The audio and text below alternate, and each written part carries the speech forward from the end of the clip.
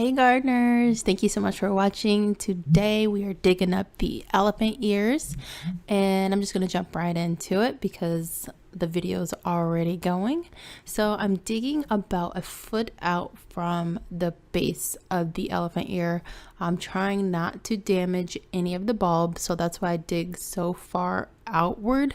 You can go farther out if you want to. You can go a little closer in if you need to, but just a general rule, the farther out you go, the better chance you'll have at not damaging the bulb. And I really did not want to risk damaging some of these bigger ones that I have. I want to keep those bulbs intact so I can have a really good look at them.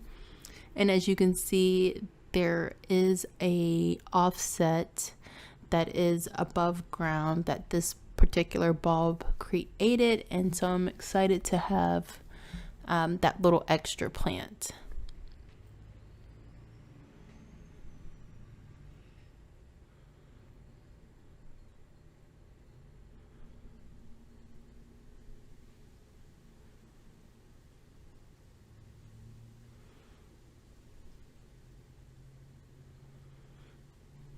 And I'm just trying to shake off some of that excess soil.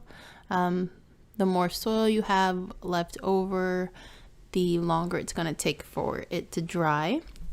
And one thing that I don't do, or that I haven't done, is wash off any bulbs. Anything that I dig up, I do not wash it off. I just kind of let that dirt dry up and then wipe off the excess dirt, take off the roots, all that kind of stuff. I'm not worried about rinsing off the bulbs. I don't want to add any extra moisture onto the plant.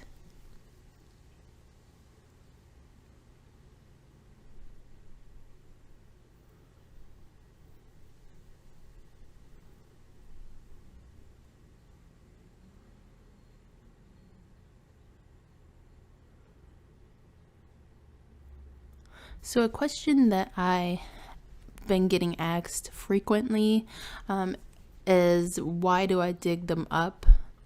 And a lot of people that message me on TikTok ask this question, so I felt that it would be good to kind of answer this.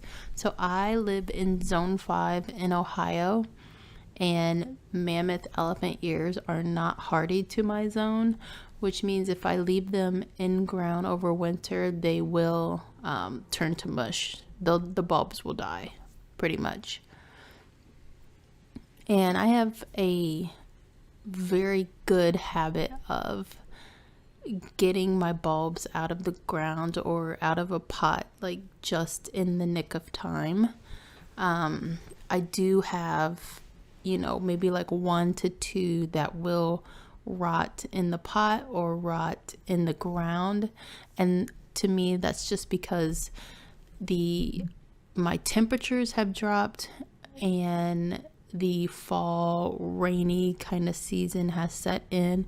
Usually if I wait until that time period, I usually get some rotten bulbs, which is, it happens.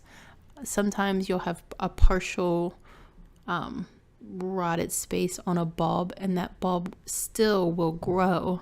You just gotta clean off that rotten area and let the rest of the bulb dry out, because I had that happen last year with my potted elephant ears. Several of them had spaces on the bulbs that rotted, so I just kind of cleared that out and then allowed the rest of the bulb to dry up, and then you see them right in this video that they're back and they're still growing. And then you'll have some bulbs that you damage by accident, and as long as it's not crushed to bits and still has some form to it, they will likely grow. And so these last few that I'm digging up are some of the bulbs that I actually put into the compost bin early this year, because I didn't think that they would do anything for me, and they woke up in the compost. So I just went ahead and planted them in the landscape, and I'm really glad that I did that. So now I'm at the point where I'm cutting off the foliage, and it's a lot of foliage, like a lot. So I know some people actually cook and eat the leaves. I don't quite know how to do that, but I do want to Google that and learn how to, cook the foliage and eat it. It would be nice to, put some of those leaves to use, but for now they're just gonna get composted. If you guys use the leaves in any recipes, or like exactly how to cook them, leave those comments below. I'm interested. I'm interested in what kind of meals you make with them. If you're kind of using them like grape leaves, or like cabbage leaves. So yeah, leave that below. I want to know. So the little one's out here helping us.